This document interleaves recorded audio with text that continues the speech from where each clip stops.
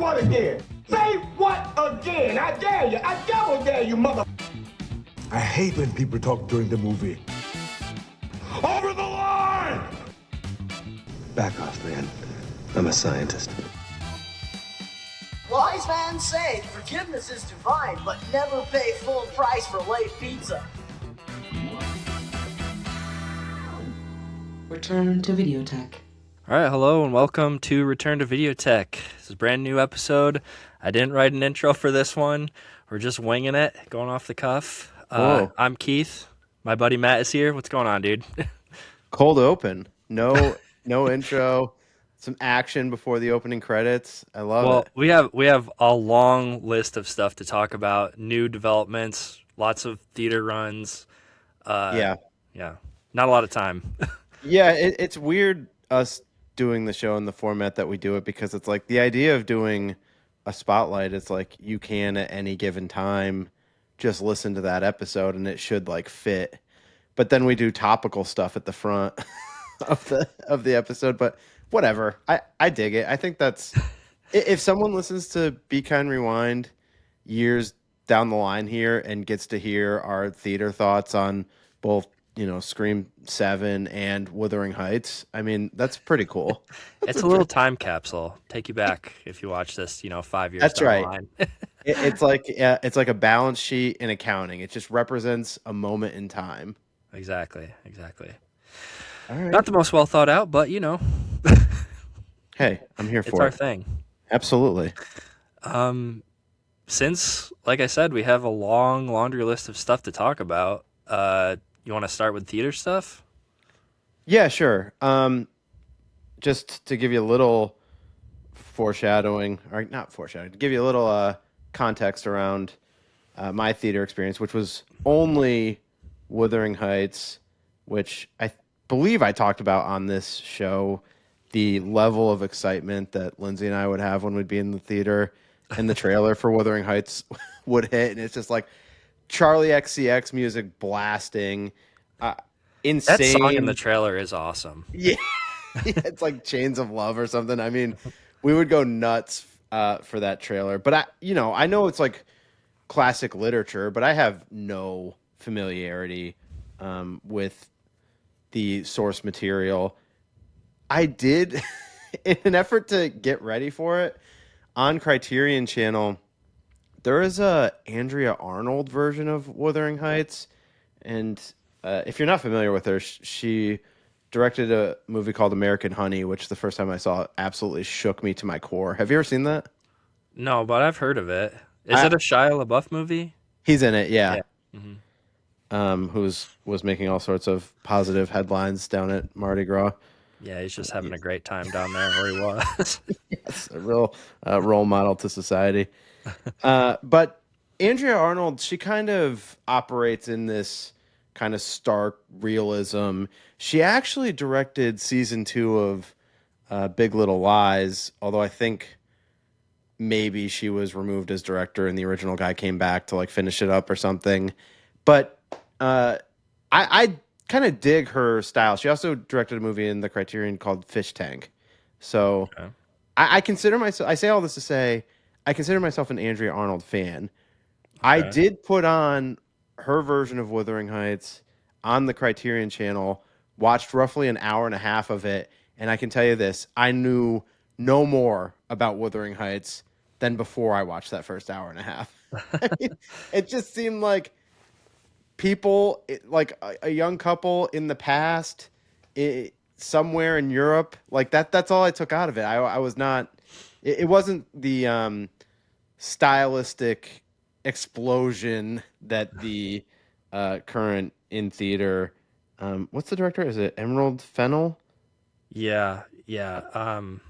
What else did she do recently? I can't even think of the name of that movie. Saltburn movie. Yeah, where the dude licks the bathwater or whatever. Yeah, drinks which the bathwater. I was okay on. I was not the biggest Promising Young Woman fan, so I guess you can say that I'm not the biggest Emerald Fennell fan in the world. Lindsay did like Saltburn more than me, but whatever. I was all in for Wuthuring Heights. That promotional package that would play before other movies. I was like, this looks like so much fun. And, it basically got like absolutely dumped on across the board. And I just, by the time we saw it, because we were on vacation when it came out, went to beautiful Palm Springs and had no travel woes, Keith. Had perfect flights in, perfect flights back. We did have one rainy day out there, which it only rains there like 4 times a year. And we were there for one of them.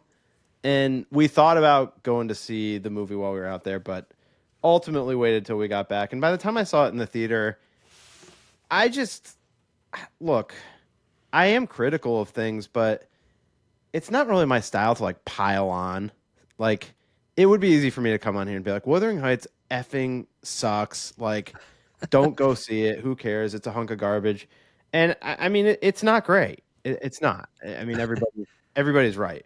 I heard it also wasn't as kind of steamy as the trailer made you believe. Is that true? I mean, there's no like nudity or anything. I don't think. Not that I recall anyway. So I do think it's probably less steamy than the trailer implied. Although there is a lot of stuff in it that you could have some fun with. The one girl who I didn't even know was in it, Allison Oliver. She's like hilarious. She's really strong, I thought, although so goofy. Tonally, the movie is like all over the place.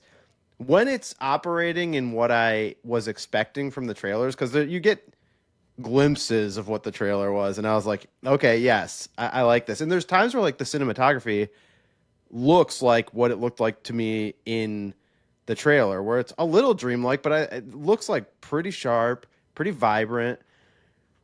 But then there's times where I'm like, this cinematography looks like the worst thing I've ever seen. I don't know why it was like this weird back and forth. And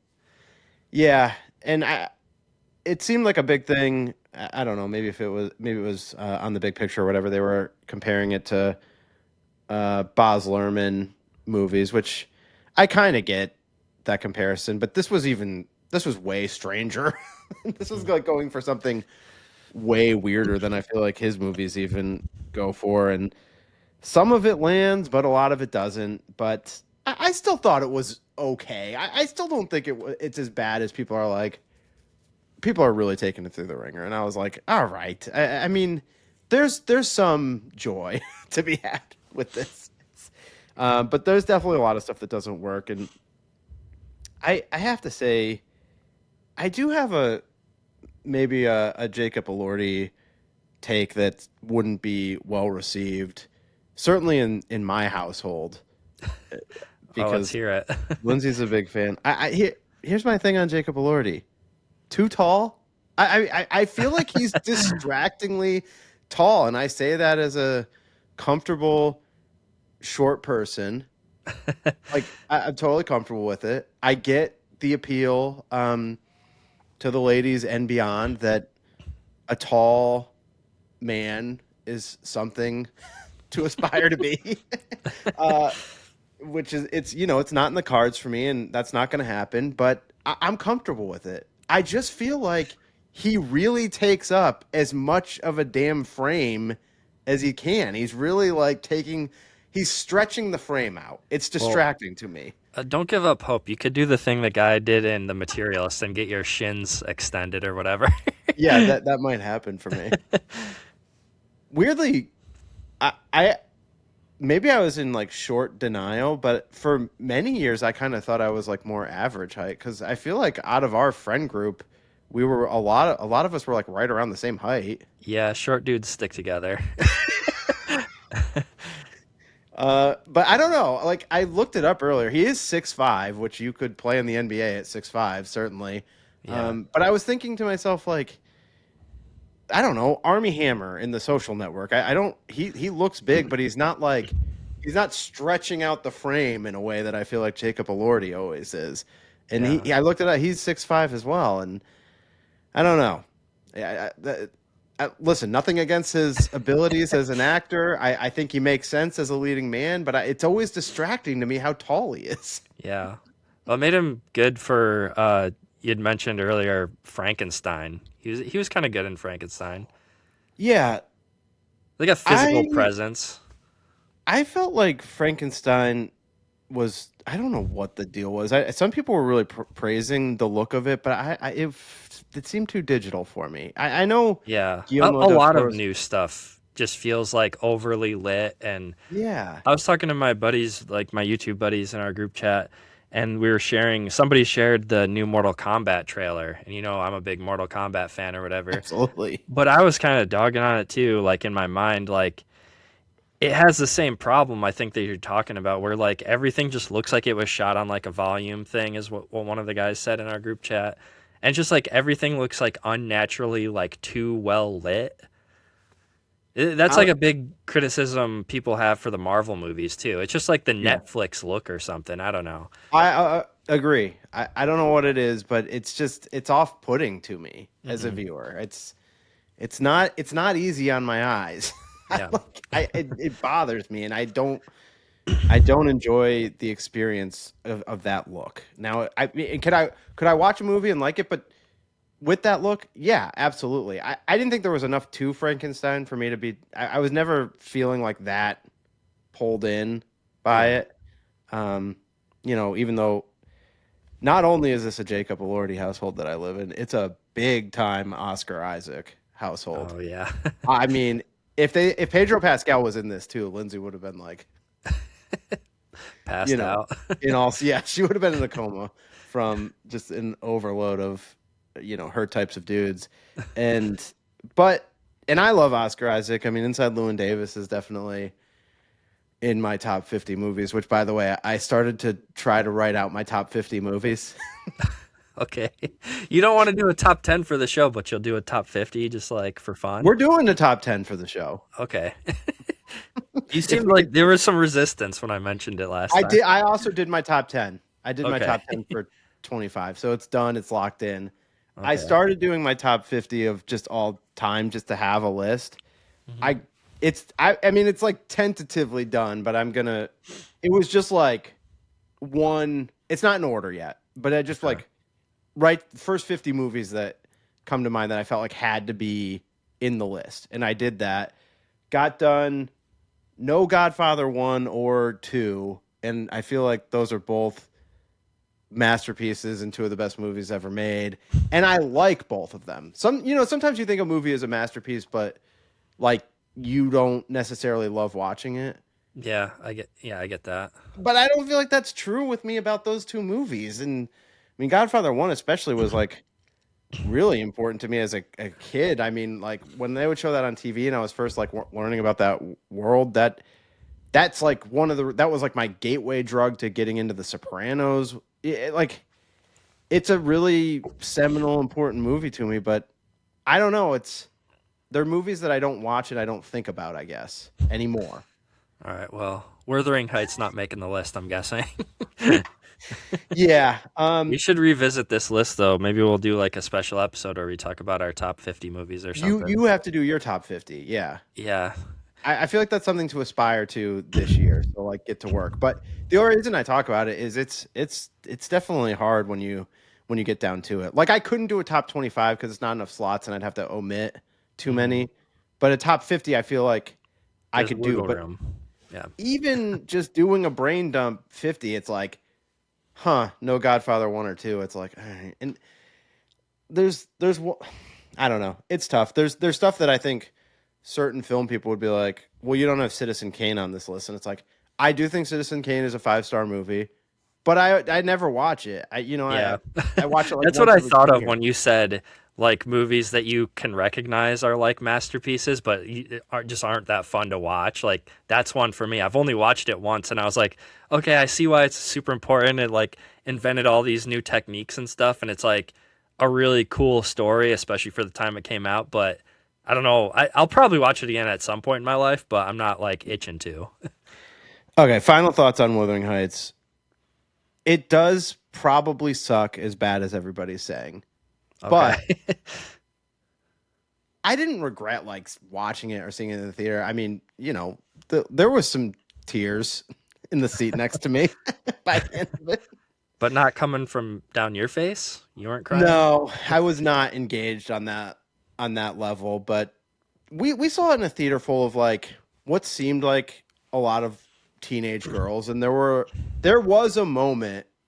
There's a moment that happens in the movie, and it's a callback to something that happens earlier, but it's revealing that a character is back in the mix, and there was an audible gasp in unison from like many young women in the theater.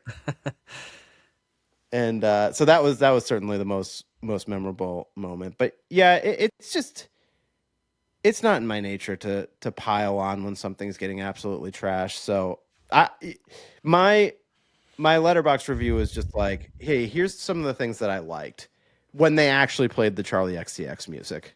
Yeah. Which there was for her doing the soundtrack, it felt like there was way less of it than I was expecting. Now, is there a good chance that album will show up at my house and play on my record player many times? Yeah, there's a pretty good chance, I'd say. But I didn't feel like the songs were present enough in the movie. I want Wuthering Heights. The trailer is an A. Okay. Okay, so is it okay to transition to my theater experience now after 15 minutes of Wuthering Heights and whatever? Many other topics. Tangents, a lot of tangents. So it's funny just because, so I gave Chris like the option, like we don't get the opportunity to go to the theater that often together anymore. Like usually it's just one, like me going by myself now, having a kid or whatever. You got to get a babysitter and whatnot. So we decided we were going to go. Her friend offered to watch the kid or whatever. And I was like, okay, well, there's Wuthering Heights we could see, or we could see Sam Raimi's new Send Help movie. Yeah. And I was assuming Chris would want to see Wuthering Heights, but she picked Send Help. So we went to see Send Help. And it was awesome. No, I really liked it. It seems like the reviews are all positive. I haven't followed it closely, but it seems like people are into it. Zach and I were talking about it briefly when I hung out with him on Friday. I mean, he hadn't seen it either, but like just talking about how it's sort of weird the time of it coming out because the trailer seemed similar to that Triangle of Sadness movie. I know it's not exactly the same premise, but yeah, it kind of seems similar. Yeah, I don't know what other movie you're talking about. Did you not see Triangle of Sadness?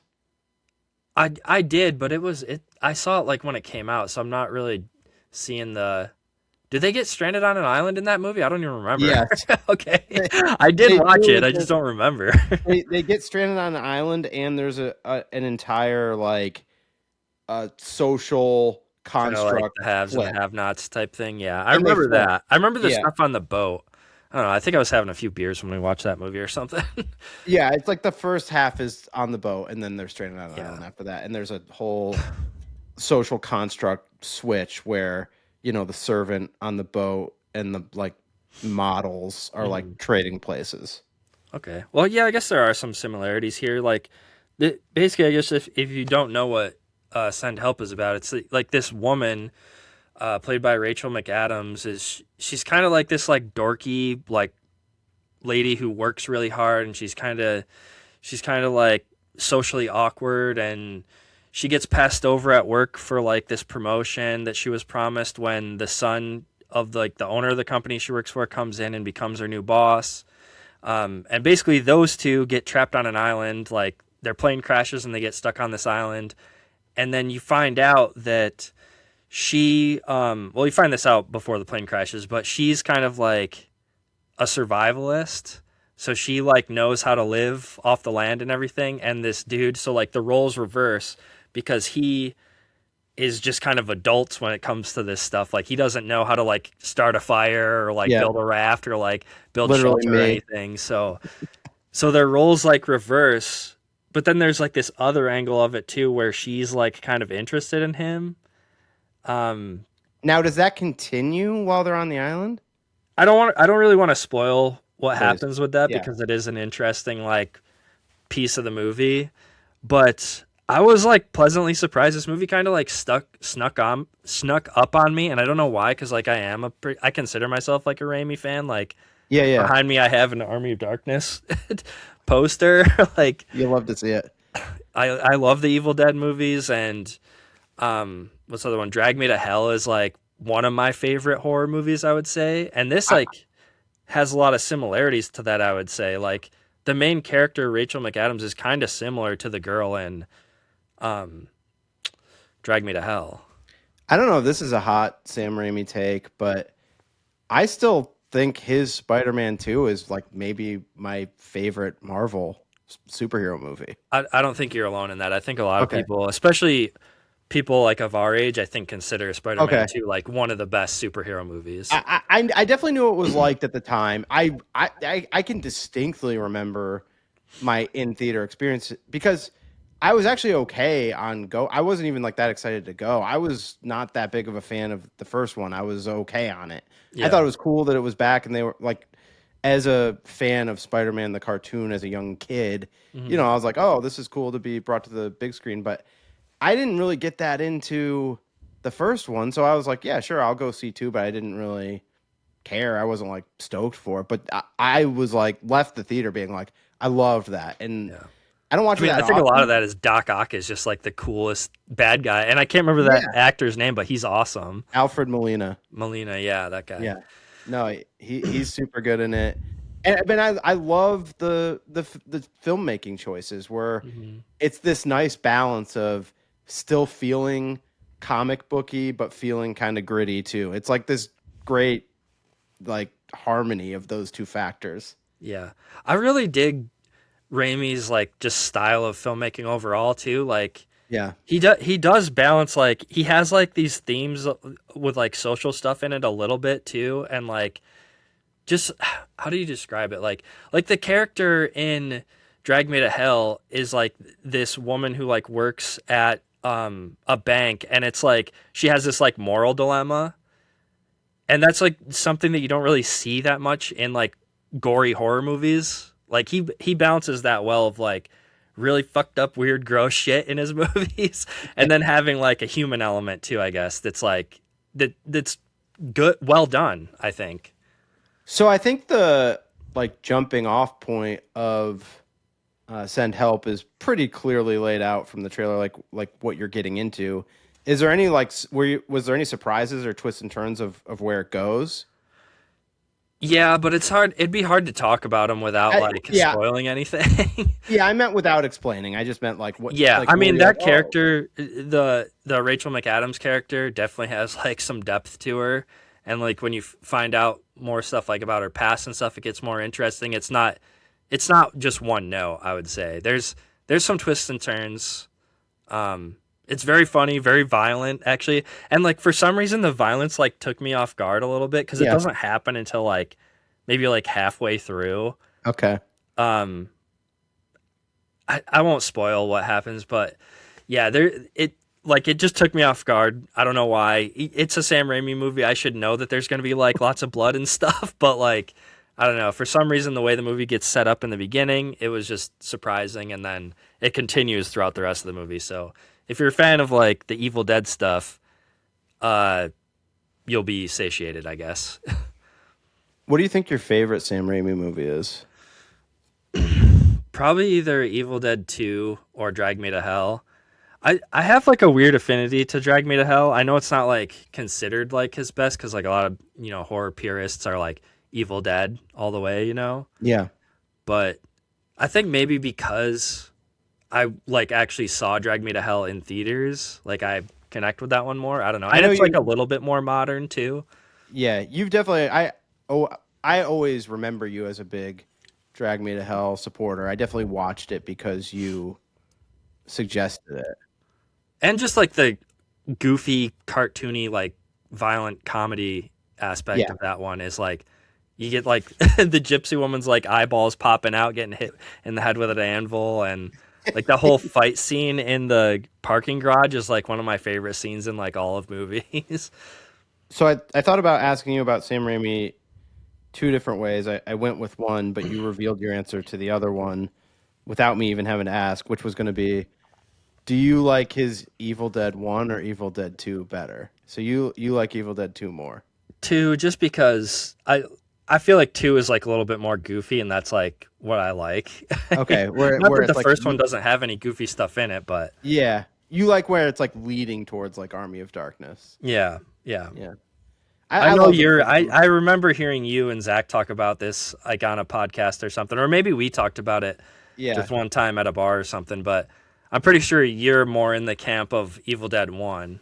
I do like it more, but to be fair, I have more familiarity with it. I haven't watched the second one as much, and I think it's just because I have this weird memory where like I don't know if I rented it or what. Like I think I had watched Evil Dead and it was like had no idea what it was and was blown away, of course, because it's just like this crazy movie. Like if you don't know what an Evil Dead is, the first time you see it, it's just like it's hard to be ready for where it's going. Yeah. Like it's so cool and so unique. But then I think I rented Evil Dead 2 like a while after that, and I thought they like put the DVD in the wrong case, or I thought it was the same movie. Like Yeah, they do that thing where it's like the first half of it or first bit of it is like basically a remake. yeah, so that always kind of threw me off. And now and then it it went on. And I was like, okay, this is not the same movie, but it just always got me off on the wrong foot with it. And I've just watched it less than the first one. Now, last year when I was at Horror Realm Con, they did have the women from Evil Dead 2 at a table by me, and there was like tons of times where there was no one at their table, and I was like, I should just go up and talk to them. But you get into this weird situation where it's like if there's no one at the table and you go up, you kind of feel pressure to like buy something. Yeah. I don't know. I'm not good in those. I'm just not good in those situations. I have a similar thing. Well, maybe it's not that similar, but like every time I go into like pre-played, I feel like I have to buy something. Like I can't leave without a DVD. Yeah, I understand that as well. I had that experience when I was. We'll just quickly do this because I was at this year's Horror Realm Con, and Vinegar Syndrome had a table there this year because they have a store in Pittsburgh now. I'm And jealous. I want to go. I was, like a super cool person. I was wearing my Cinematograph t-shirt. Yeah. Did and- anybody give you a high five for it? Well, just the guy working at the table was like, "Oh, nice t-shirt." So then we started talking about, Cinematographs, a whole line of movies that they've been doing, and I'm like gushing over their choices. And I said after Criterion, they're my second favorite label at this point because they just do these like niche movies that are totally for me. Not every single one of them, but we've talked about it on the show. Like it's like, I don't know, 60-70% of their catalog of what they put out is like movies that I'm hoping someone will put out. I was actually just looking at their website because they just had announced like new releases, and there's some, what is it, Robert Duvall new movie that they just announced. Like, Yeah. that looked really cool, I thought. Oh wait, I don't know if I saw that announcement actually, I don't look remember that the up real name of quick? it. I'll have to look it up real quick. because it might be something that I'm very interested in. While you do that, I talked to the guy for a while, and I was just like, "All right, well, I got to buy something." I was like, "I'll buy something since you guys are here," and I didn't get a cinematograph thing though. They didn't have like the whole cinematograph grouping available, so I did get a Vinegar Syndrome release, and that is the Oh, Norm Dirty Work. Macdonald. That's the one that everybody like Dirty Work. hated the cover for, but I think it's awesome.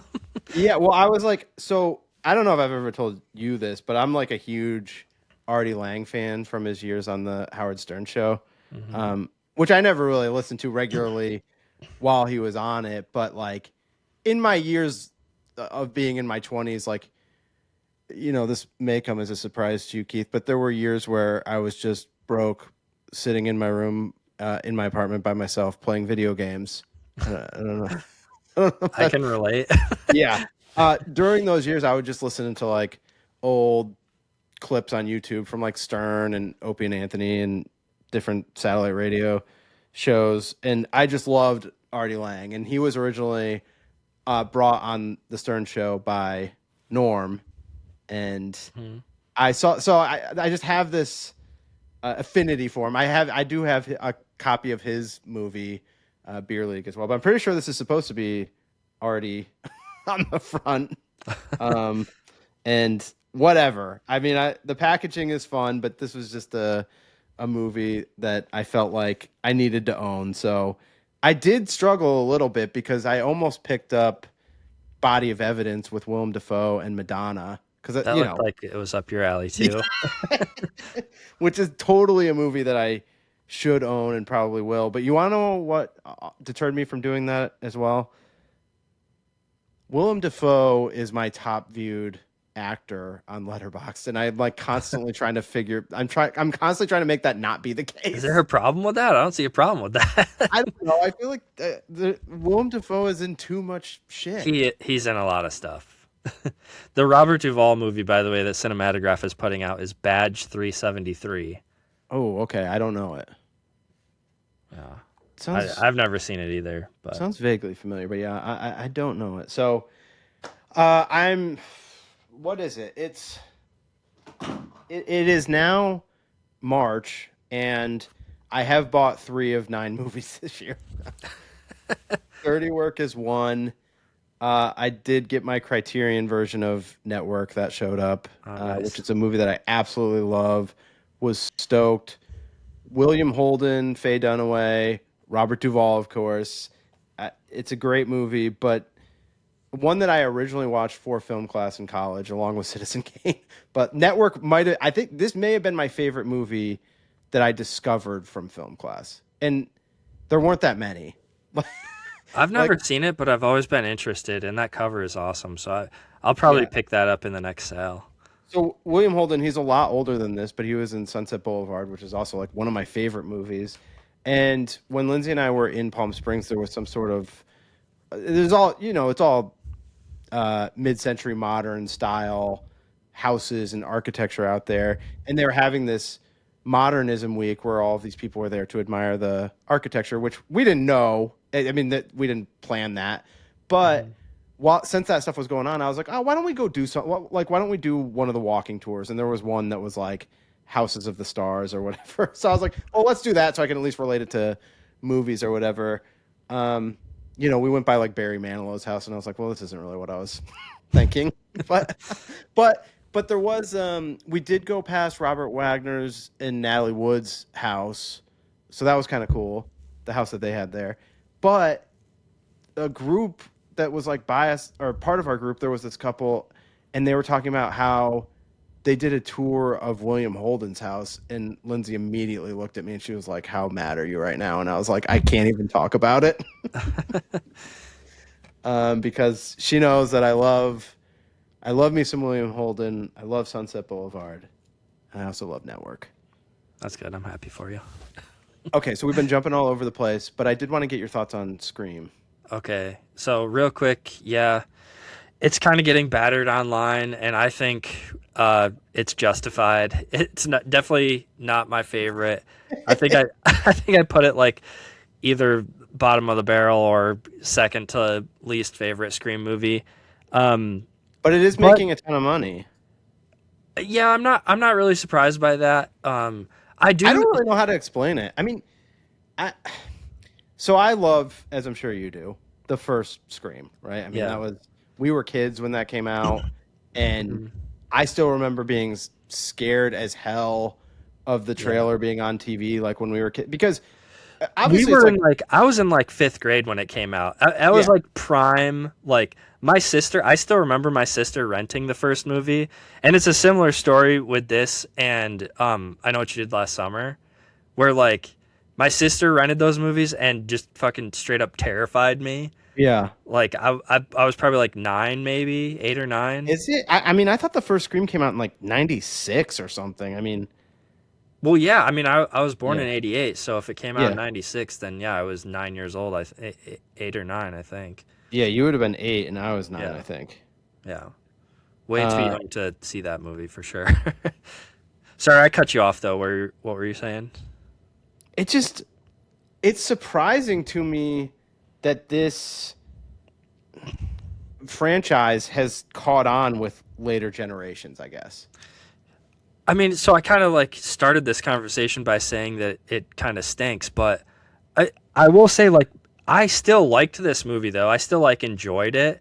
It's just compared to all the other ones, like I consider myself like a pretty big fan of the Scream franchise, like in general too.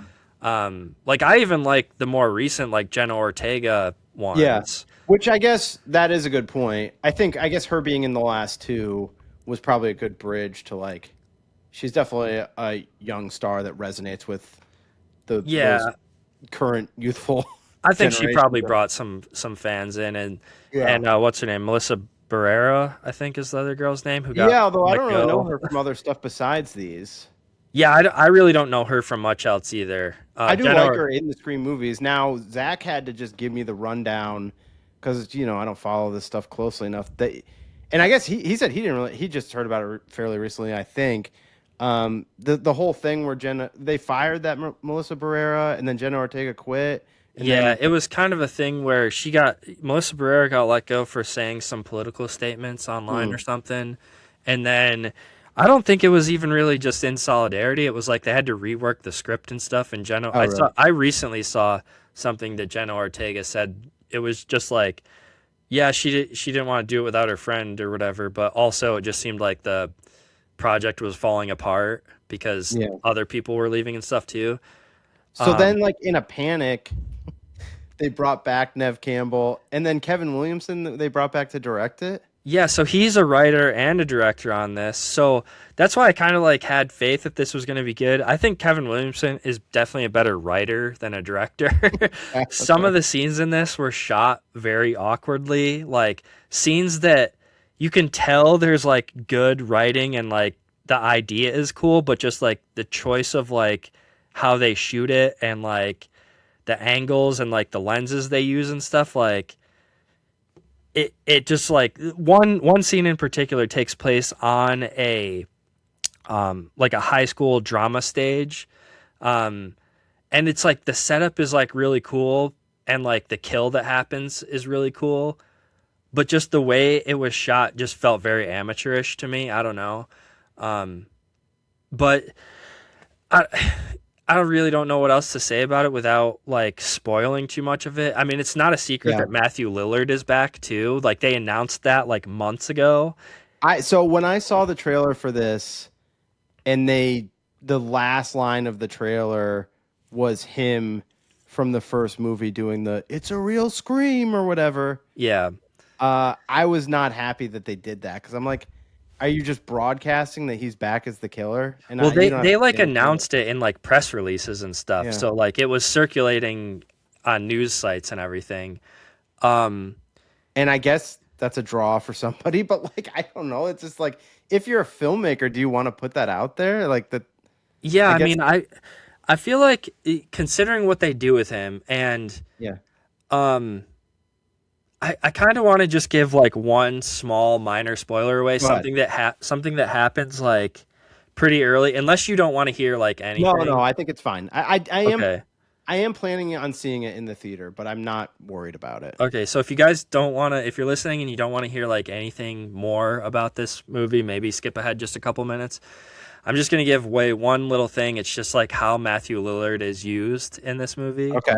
So skip ahead. Now's your chance. Basically, he is, and you learn this like very early on. The killer is like using AI to make themselves look like Matthew Lillard in these like, you know how like the killer is always like on the phone calling and like fucking with people, trying to get them scared before he murders them. Yeah. Well, they do that, but with FaceTime, and it's Matthew Lillard's face, and it's like the killer is making themselves look like Matthew Lillard. Wow. And it's like that is revealed very early on. Like it's not revealed that it's AI, but it's like the characters are guessing it, and it's like very easily like you could be like, okay, yes, that's it. But then they kind of like tease other stuff. Like they try to make you like think like, oh, maybe he's not really AI, but it's like so clearly obvious. And that's like part of like my big complaint with this movie and Kevin Williamson's direction is just like that choice stinks. It's bad. Yeah. Well, I have questions about it, but I'll refrain from asking, and we'll just wait for me to see it. I wasn't really excited about it, but look, they've got my money. I'm going to. I've seen all of the Scream movies in theater from 4 on. I mean, yeah, same. The ones when we were younger, I didn't see all in the theater for sure, but like. but since we've been adults, Yeah. I've seen them all in the theater, and we'll continue to go because I love the first movie so much, and that's what happens. I mean, out of these horror franchises, it's usually the first movie that's an all-time classic, and then everything else is like Yeah. well, I don't know, some stuff you're like, oh, well, that's kind of a cool take, but nothing is ever like a classic. Incredible, yeah. I do think 4 is really good. I don't know why I really like 4 a lot too. That like came out around the same time period as Drag Me to Hell, and like I just have like a weird affection towards movies of like mid 2000s horror movies like that. The best thing about 4 is they do that whole long segment where they're like doing all of the stab movies and how it's like the opening is great. Yeah, but like the franchise just continues to become more and more of that. Yeah, that's something people are joking about right now. Which is like funny. They're saying like it is like kind of becoming what it used to make fun of. If I kind of wish like they had continued with the Emma Roberts stuff and those characters. Yeah, for more than one movie. Yeah, I will say one more quick criticism of 7 is I think that's why one of the big reasons why I like 4 so much, and the first one obviously is like they do a good job of rounding out all the characters. Like I've never really thought that Neve Campbell's Sydney was all that interesting. Well, she's kind of just like a bland, kind of a dud. Yeah, there's not that much to her, and that's another reason why 7 isn't that great is because it just focuses so much on her. And then like her daughter, and it kind of teeters with like introducing her daughter and her friends as like these new characters. But honestly, I don't even see them like continuing on after this. If they do, I'd be very surprised. Like it's like they were struggling to. What's that? You mean with this storyline? Yeah, I just don't see. They're definitely gonna do another Scream. Yeah. But I guess what I mean is like I don't know if they will continue like with Sydney's family or whatever, like her daughter or something, because her daughter was just kind of like a dud too. It's like they spent no time like developing the characters and like giving them any interesting, unique attributes. They did a better job in the last two, like the Jenna Ortega movies. Like 2 of the characters show back up in this one. I don't think that's a spoiler really, but the Randy's niece and nephew, those 2 characters, they show back up and they're like working with Gale. Like, oh, fun! The one dude is like Gale's cameraman. Oh, that's awesome. Yeah. Sorry, I feel like I'm spoiling it for you now. I should probably stop, but I don't know. Okay. All right. Well, I'm still gonna see it. Okay. Yeah, I still had fun. It probably sounds like I'm shitting on it, but I thought it was okay. Like, it's just compared to all the other ones, I think the other ones are like pretty good. This one's like okay. Did you have physical media to show off? Oh yeah, I do. I can whip through them real quick. Yeah. This one I picked up and watched immediately. Suburban Commando. Oh yeah, I saw you post about it. It was very fun. This is a DVD. It's a DVD. I think this one never came to Blu-ray. I was joking with my buddies. I was like, it's like the Blu-ray curse. Like, I'm going to buy this. This DVD was $25, but I was like, you can't get it on Blu-ray. Criterion's going to put it out. I know. I was like, you're going to get a freaking Vinegar Syndrome VSU of this. I was very surprised, though, at how much I like this. Like, it was really funny, actually. That's great. Yeah. Hogan is in it? Huh? Hulk Hogan? Yeah, Hulk Hogan. The Undertaker is like a bounty hunter in it, like trying to catch him. Like, it's kind of funny. That is great. And then just real quick, I got 2 others. I went to Pre-Played with Travis. Oh, hell yeah. And I picked up a couple movies that I haven't seen yet, but I got Biker Boys. It's like I bought Under Siege again. Oh, no. I have 2 copies of Under Siege as needed. Okay, how is this? I have not watched this yet. We were just looking around. This was like $2. I was like, I think this is like a knockoff of like Fast and the Furious, but with motorcycles, and it has Lawrence Fishburne in it. What year is it from? Does it say? 2003 is the copyright. Oh wow. Okay. Yeah. I mean, that's in the era of when Fast and the Furious was first getting going. So the quote on the top says "better than the Fast and the Furious." Perfect. I doubt that. I highly doubt that. Yeah, I'm thinking not. But anything else? You got something Yeah, else just here, one right? more. Somebody put new like steelbook of this out. I think maybe Shout Factory.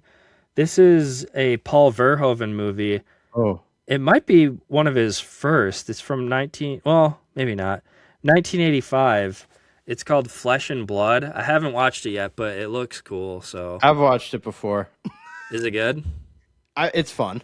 Did I waste It's like, 2.99? no, it's like medieval, right? Yeah, I mean it looks like it's got Rutger Hauer in it. Yeah, Rucker Hauer. And who's the girl? Jennifer Jason Leigh. That's right. I Yeah, don't know. you'll enjoy it. I think you'll have a fun time with it. I like Of, medieval shit and of course, I've seen it.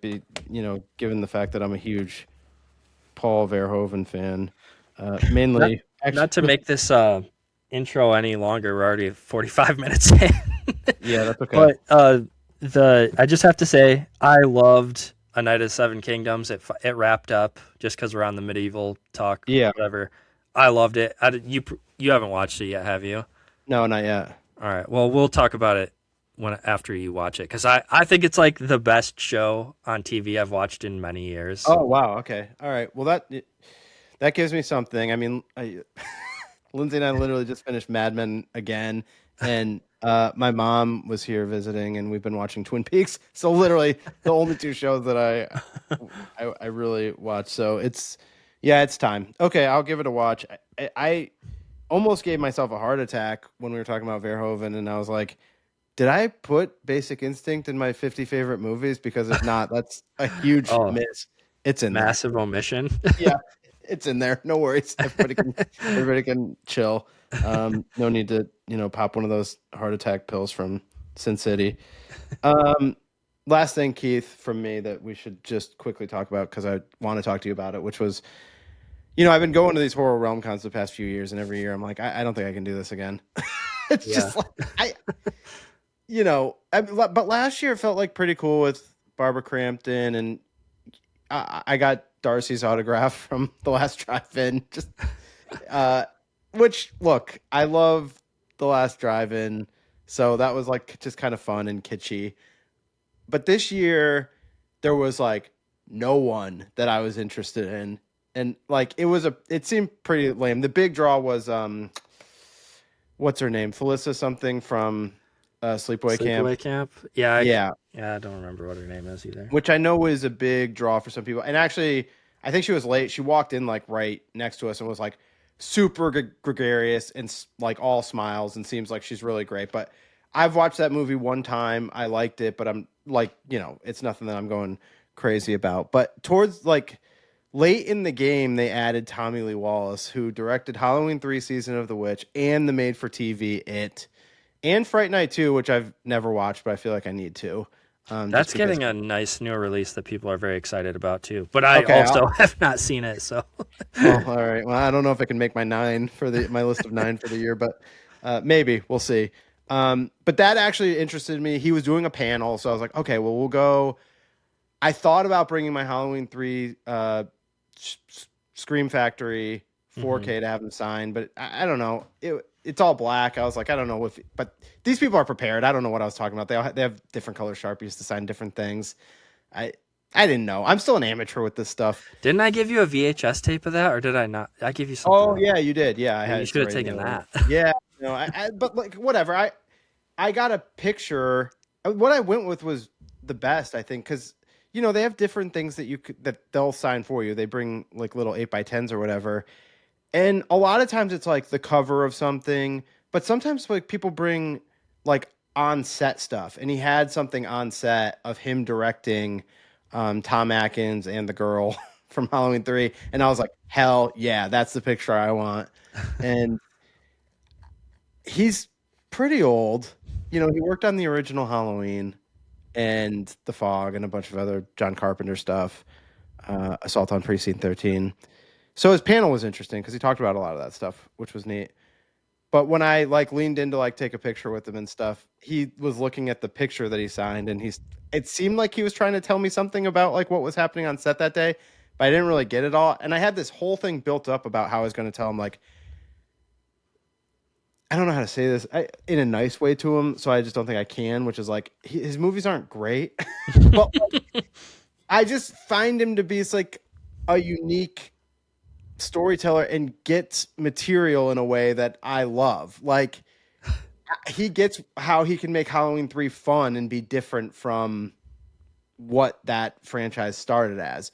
But also his made for TV I thought what he did with the material is so much better than, you know, the movies that we had in recent years in terms of like getting, you know, that it's about the magic of the kids believing and also like their storyline of transitioning into adulthood. I just felt like the newer ones didn't get those themes as much or convey those themes as much, even though it's like, does that spider at the end look completely like shit? Yeah, it does. Okay. But like, I just felt like what he did with the material and especially operating in the medium of making it for TV, I really feel like it's top notch. And I am a Tommy Lee Wallace fan. Now I said none of that, Keith. He was explaining like this thing. He was explaining this scene. I really wasn't getting what he was saying. And then I was just like, I love that movie. That's all I said. And I said, thanks. I'm a big fan.